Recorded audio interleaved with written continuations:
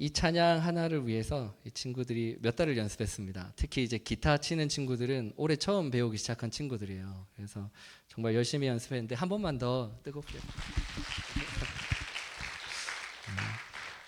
오늘도 예배 오신 여러분 주님의 이름으로 환영합니다. 오늘은 청소년부 헌신 예배로 드리고 있습니다. 청소년부와 함께 예배를 섬길 수 있도록 해주신 목사님과 성도님들에게 감사의 인사를 먼저 드립니다. 오늘의 말씀은 역대하 26장입니다. 역대상하는 바벨론 포로기 때 쓰여진 말씀입니다. 당시 이스라엘 백성들은 포로기를 살아내면서 자신들에게 주어진 고난이 어디로부터 왔는지에 대한 고민들을 하였을 것입니다. 선지자들의 말을 듣지 않아서, 나라를 부강하게 만들어지지 않아서, 성전에서 예배를 제대로 드리지 않았기 때문에, 혹은 외교를 잘 하지 못해서 등등 많은 이유들이 반추했을 때 생각났을 테지만, 역대기 상하는 특별히 하나님께 예배하기 위해 제물을 준비하고 가져갔던 성전에서 하나님께서 기뻐하시는 예배를 드리지 못한 부분에 초점을 맞춰서 왕들의 이야기를 써내려가고 있습니다. 때문에 역대상하를 보시면서 특별히 신경 써야 할 것은 역대기에 기록된 왕이 하나님께 제대로 예배하고 있는지, 그렇게 하기 위해서 예배를 관장하고 있는 레위 지파와 제사장, 대제사장들과 어떠한 관계를 맺고 있는지에 대한 부분들을 염두에 두시면서 읽으신다면 더 깊이 있게 말씀을 읽으실 수 있을 것입니다. 오늘 본문의 말씀은 우시야 왕의 이야기를 써내려가고 있습니다. 우시야 왕은 아마샤 왕의 아들로서 하나님이 보시기에 올바른 길을 선택하고 걸어가기 위해 노력했던 왕이었습니다. 먼저 신앙의 길을 걸어가기 위해서 노력했던 아버지 아마샤, 그리고 옆에서 자신에게 어떻게 하는 것이 하나님과 제대로 된 관계를 가지는 것인지에 대해서 잘 안내하여 주었던 제사장 스가랴에 의해서 우시야는 하나님의 도를 벗어나지 않고 잘 걸어갈 수 있었습니다. 비록 16세의 왕에 오르게 되어서 많은 두려움과 연소함에서 오는 압박감들을 잘 견뎌나가야 했지만, 우시야는 그와 같은 부담들을 잘 견뎌갈 수 있었습니다. 왜냐하면 우시야가 하나님의 전에서 신령과 진정으로 예배를 드리고 말씀을 따라 살기 위해서 노력했기 때문입니다. 우시야가, 그래서 하나님께서 그러한 노력들 때문에 우시야에게 담대한 믿음과 용기를 허락해 주셨습니다. 이와 같이 하나님의 말씀이 우리 인생 가운데 드러나게 된다면 능치 못할 일이 없습니다. 오늘 말씀을 하기 전에 특송을 부른 우리 청소년 고학년 학생들, 이제 그 청소년 시기를 졸업하고 청년으로 살아갈 텐데, 오늘 특송의 가사가 우시야 왕의 초기 모습처럼 이들의 삶의 고백이 되었으면 좋겠습니다. 잠시 가사를 살펴보면 이렇습니다. 주님께서 우리의 삶에 나타나셨을 때 우리의 소망은 이루어지고 우리의 목마름은 해결되며 모든 것이 회복되고 우리의 눈물이 영광의 물결로 바뀔 것입니다. 하나님께서 우리의 삶에 드러나셨을 때 저주는 사라지고 모든 악한 것들이 하나님의 자비로 덮어지며 우리의 죄가 덮어지고 그분의 빛이 우리의 약한 마음에 있는 그늘을 밝히실 것입니다. 주님께서 우리의 삶에 나타나신다면 우리들의 무거운 짐은 사라지고 우리의 면류관을 그분이 받을 것이며 죽음이 사라지고 세상의 법이 파괴가 됨으로써 하나님의 영광이 영원한 기쁨으로 숨쉬게 될 것입니다. 우리는 눈으로 그 볼 순간들을 기다리고 있습니다. 우리의 주님께서 영광의 왕으로 영원히 계시고 믿음으로 우리의 눈을 밝혀 주시옵소서. 방금 청소년들이 고백한 찬양입니다. 하나님의 평강과 은혜가 늘 우리 청소년들의 삶 속에서 나타날 수 있게 되기를 간절히 바랍니다. 우시야 왕은 하나님께서 주시는 담대함으로 최선을 다해 이스라엘을 단단하게 하기 위해서 노력하였습니다. 자신들을 괴롭히던 블레셋 민족들을 무너뜨림으로써 이스라엘의 건재함을 주변 민족들에게 알렸습니다. 역대하 26장 7절 8절에 이와 같이 나옵니다. 그는 하나님의 도움을 받아서 블레셋 사람과 구르바알에 사는 아라비아 사람과 마온 사람을 쳤다. 암몬 사람이 우시아에게 조공을 바쳤다. 우시아가 매우 강하게 되었으므로 그의 이름이 저 멀리 이집트 땅까지 퍼졌다. 뿐만 아니라 우시아는 주변 나라들로부터 유대를 보호하기 위해서 망대를 세우고 군대를 조직하였으며 왕의 직속으로 하냐냐 장군을 세우고 2600명의 장교들을 세웠으며 이들에게 30만 7,500명의 군인들을 준비하였습니다. 이 군인의 수는 지금 리자이나 인구보다 더 많아요. 엄청 열심히 준비하였습니다. 또한 이들이 사용할 수 있는 창과 투구, 갑옷 등을 준비했고 새로운 무기들을 고안하면서 하나님의 도우심으로 매우 강한 왕이 되었습니다. 우시아는 하나님의 말씀을 듣고 섬기기 위해서 최선을 다해서 노력했던 왕이었지만 그와 더불어서 자신에게 주어진 책임에 최선을 다했던 왕이었던 것입니다. 이와 같은 군사적인 것뿐만이 아니라 생산량을 늘리기 위해서 평지에 있는 농부들에게 땅을 허락하고 산간지방에는 포도원을 관장하는 농부들을 배치하면서 나라를 굉장히 체계적으로 다스리기 위해서 노력하였던 왕이 바로 우시야 왕이었습니다. 이러한 우시야 왕으로 인해서 유대인들이 살고 있던 땅에 평안이 있었던 것처럼 하나님의 성전에서 예배함으로써 하나님께서 주시는 지혜와 도우심으로 이 땅에 하나님의 은혜와 축복이 충만하여질 수 있게 되기를 주님의 이름으로 축복합니다. 축복의 통로로서 이곳에 있는 우리로부터 이 땅에 하나님의 평강이 가득 찰 수 있게 되기를 축복합니다. 우리 청소년들도 각자에게 주어진 삶의 무게를 잘 견뎌가면서 신앙인으로서 살아내기 위해서 최선을 다하고 있습니다. 지금 우리 청소년부 중에 한 명을 이 자리에 초대해서 그 친구가 어떻게 살아내기 위해 노력하는지에 대해서 잠깐 이야기를 들어보려고 합니다. 우리 박찬율 학생 나오셔서 간증해 주시겠습니다.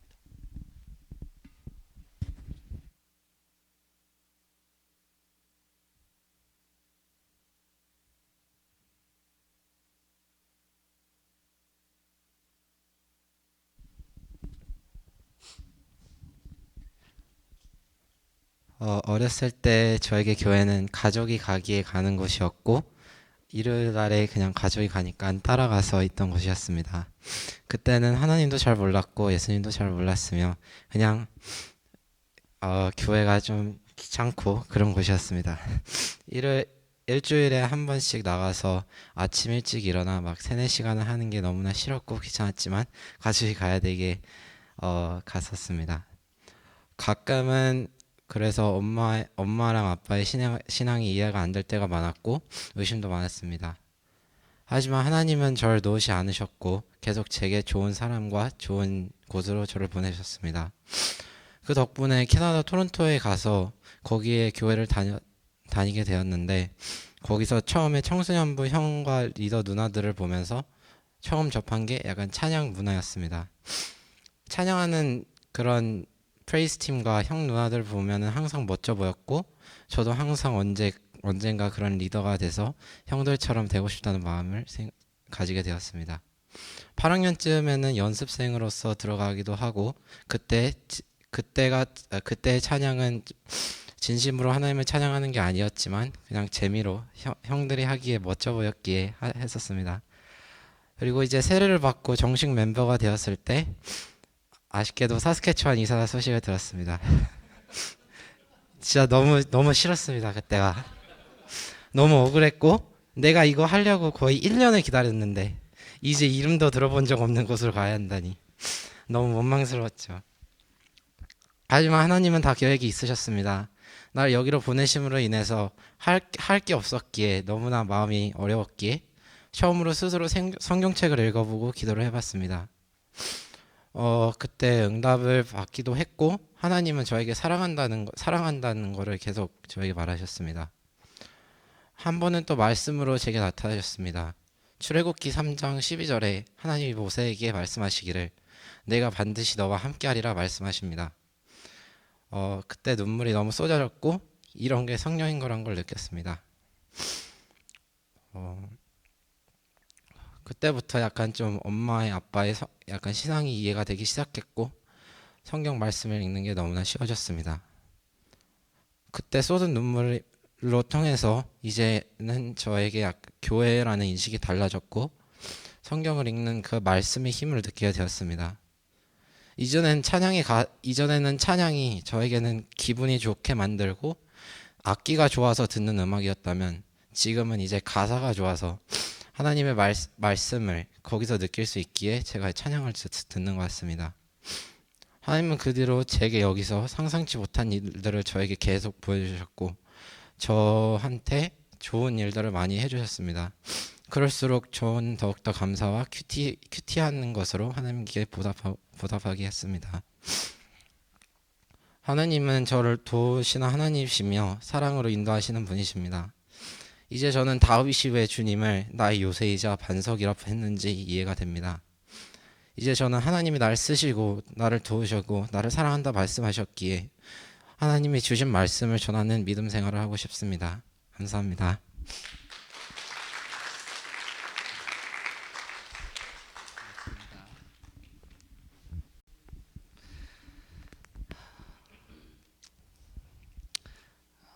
간증해 주셔서 감사합니다. 우리의 인생의 뒤를 돌아보면 청소년기의 시절을 기억하실 수 있으실 겁니다. 그때 여러분의 신앙은 어떠하셨습니까?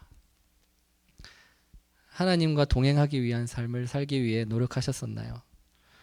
저는 고등학교 1학년 때까지 정말 아무 생각 없이 교회를 다녔던 것 같습니다. 제가 얼마나 생각이 없었냐면 중학교 3학년 때 저희 때 연합고사를 보잖아요. 그 연합고사를 보고 고등학교 올라가면 제가 그때 정말 싫어했던 게 영어였거든요. 고등학교 올라가면 영어 안 배우겠지 생각하고 영어 공부를 포기했어요. 진짜 생각 없이. 그래서 고등학교 올라갔는데 일주일에 5번 영어를 공부하더라고요.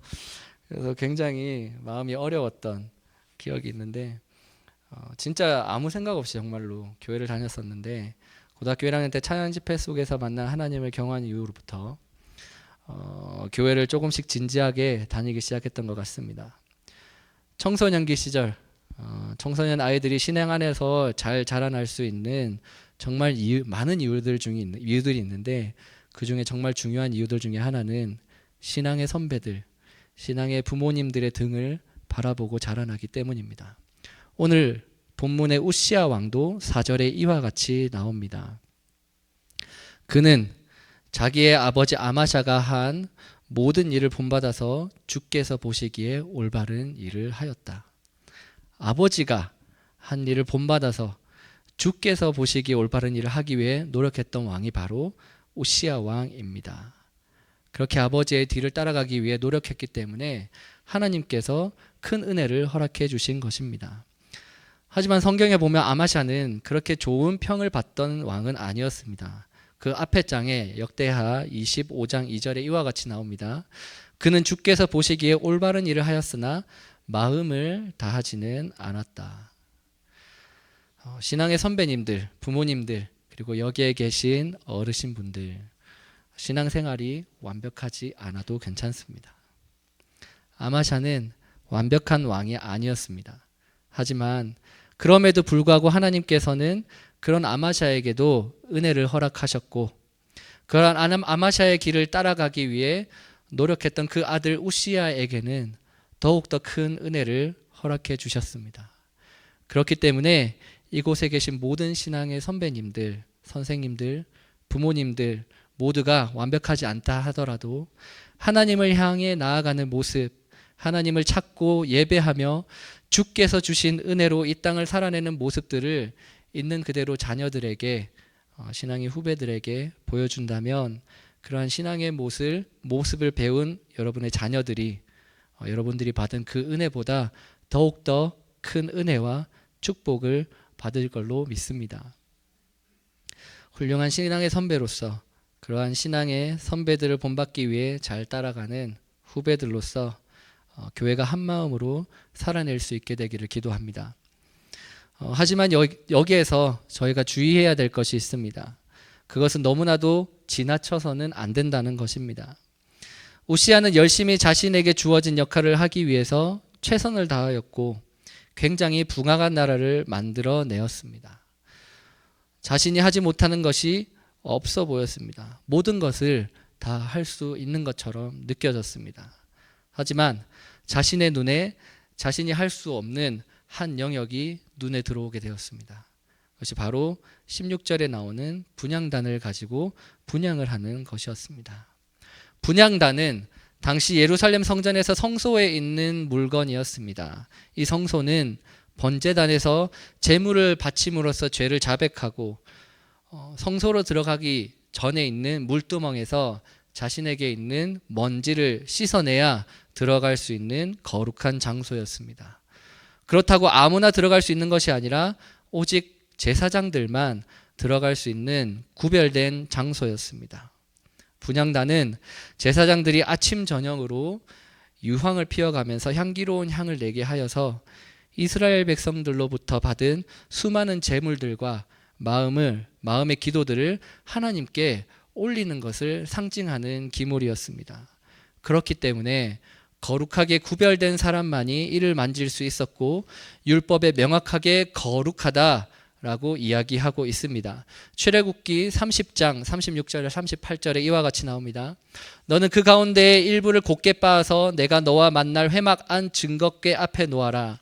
이것은 너희에게 가장 거룩한 것이다. 내가 만들 유황은 주의 것이며 너에게는 거룩한 것이다. 너희가 사사로이 쓰려고 같은 방법으로 그것을 만들어서는 안 된다. 그 냄새를 즐기려고 이와 같은 것을 만드는 사람은 누구든지 그 백성에게서 끊어질 것이다. 성전에서 드리는 예배는, 특별히 하나님께서 받으시는 예배는 거룩하여야 합니다.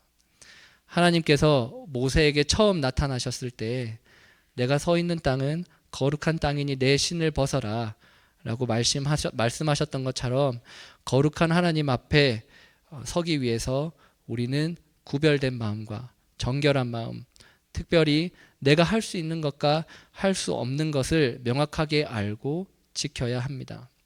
율법에서 분향은 명확하게 할 수 없는 것으로 이야기했음에도 불구하고 분향단을 붙잡고 기도하려고 했던 우시아의 잘못된 열정을 하나님께서는 좋게 보지 않으셨던 것 같습니다.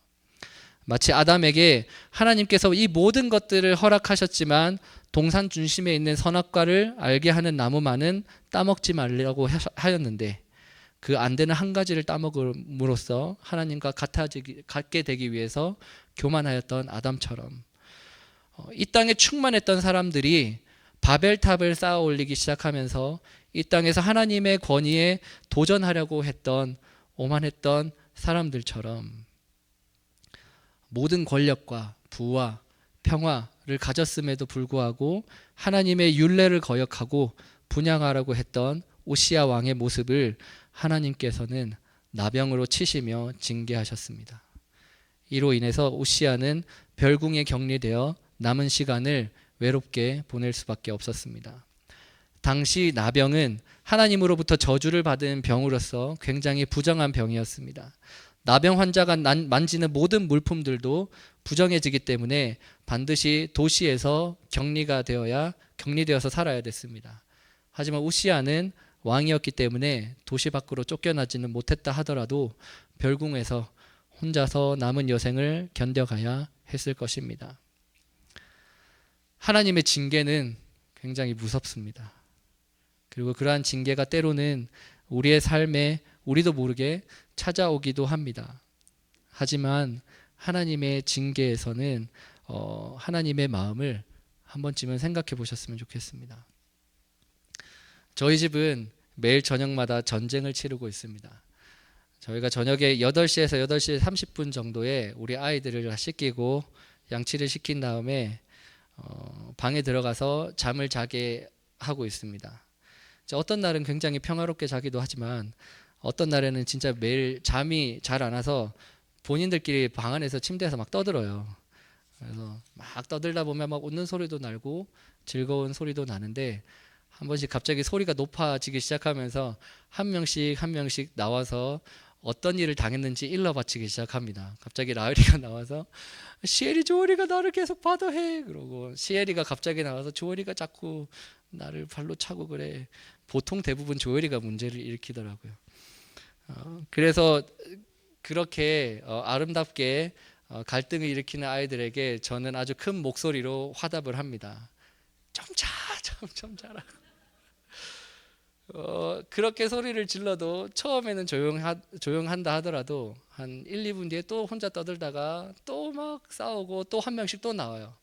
그러면 또 제가 가서 또 방에 들어가서 막 발소리 일부 크게 내고 가면 방이 갑자기 조용해져요. 가서 이제 너희 한 번 더 떠들면 정말 혼난다 이렇게 하면서 제가 엄청 많이 혼을 낸 적이 있는데, 하지만 제가 그렇다고 우리 아이들을 미워해서 혼을 내는 게 아니죠. 저희 아이들은 조금 피곤하면 코피가 자주 나더라고요. 거의 한 9시 반, 10시 정도에 자면 그 다음 날 꼭 한 번은 코피들을 다 흘려서, 그래서 좀 건강이 걱정이 되기도 하고, 뭐 그렇게 해서 좀 빨리 자라고 하는 사랑하는 마음으로 제가 소리를 지르고 얘기를 하는 겁니다. 사랑하는 마음으로. 싫지 않아. 근데 제 생각에는 하나님의 마음이 이와 같을 것 같습니다. 비록 우시야 왕을 징계하였지만 그렇게 징계하시는 하나님의 마음 또한 정말 아프셨을 것입니다. 징계를 받고 난 이후에 우시야 왕이 진심으로 회개하고 하나님께로 나아갔다면 혹시나 하나님은 자비를 우시야 왕에게 베풀어 주지 않았을까 한번 생각해 봅니다.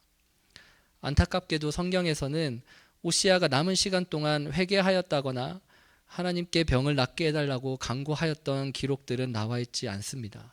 그렇기 때문에 이런 부분에서 한 번쯤은 생각해 볼 수 있을 것 같습니다. 만약 우시야 왕이 간절히 하나님께 회개하였다면, 혹시나 여러분들에게 이해하지 못할 사건들이 발생하고 있고 그로 인해서 고통받고 있다면, 그리고 이로 인해서 정말 마음이 아파하는 하나님의 심정을 꼭 기억하셨으면 좋겠습니다.